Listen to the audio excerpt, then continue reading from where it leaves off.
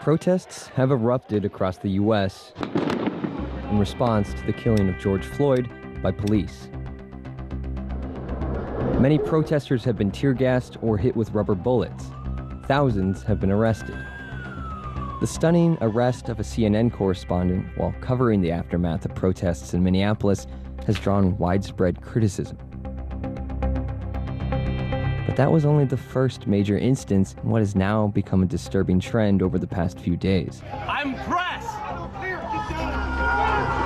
As we see, that camera person just got shot. And it's something that's more often seen in authoritarian regimes than in the U.S.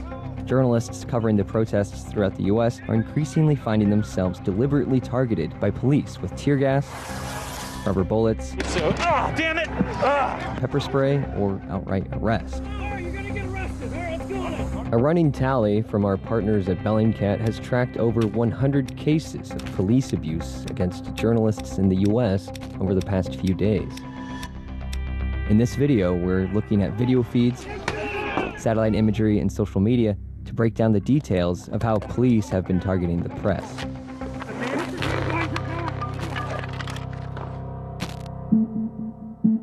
The first incident we'll look at takes place here, at the intersection of Nicollet and Franklin Ave in Minneapolis, around half an hour past the citywide curfew on Saturday.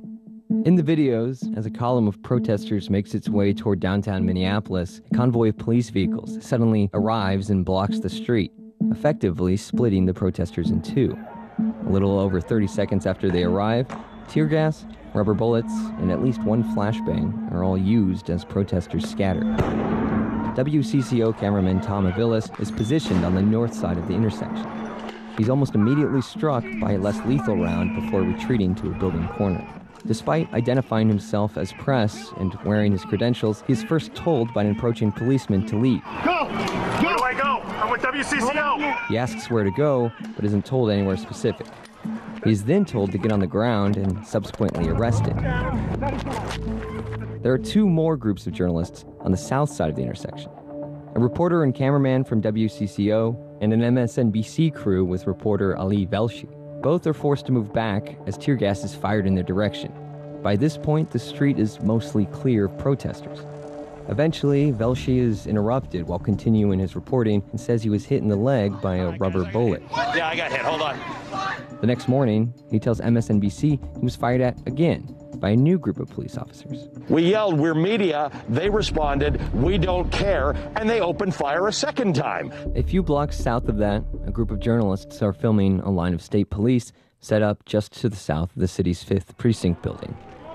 The officers warn a crowd of protesters that they're violating curfew. You are in violation of Minneapolis City Ordinance for curfew violation. Please disperse or you will be arrested. Then, the line starts moving forward, firing tear gas as it goes. The protesters retreat back, but the reporters stay huddled against the wall. In order to force them to move, the police use pepper spray. The journalists then flee north and attempt to set up another staging spot on the street corner across from the protests. Police force them out of this location too. What do you want me to do with this? I'm going to handcuff him. LA Times reporter Molly Hennessy Fisk is hit by a tear gas canister during the scuffle and can be seen scaling a wall to escape in a video from KSTP, whose reporters were also caught up in the tear gas. She ends up taking refuge in a nearby apartment building where she records this video. We identified ourselves as press, and they fired tear gas canisters on us at point blank range. I got hit in the leg. I'll post a photo of that. I just wanted to get that on the record. On the opposite side of the street, CNN cameras capture the same police advance. The network timestamps this footage at 8:45 local time. As before, reporters are forced to scatter under a hail of tear gas. We gotta move back, fellas. Come on, come on. One of the fleeing reporters is Omar Jimenez, the same CNN journalist who was arrested by police the day before. While this is happening, an MSNBC reporter and his crew are also forced to move back by police, in this case through a parking lot nearby. As the police push them back, a flashbang goes off in the area where they're being pushed. Let's go. These are only a few incidents in a single city. Protests have sprung up all throughout the United States, and along with them, assaults against members of the press. Not all are intentional, but in many cases, the journalists are well marked with press vests or video equipment. And while citywide curfew orders generally exempt members of the media, police have made little distinction between protesters and journalists and have generally created a dangerous environment for a free press.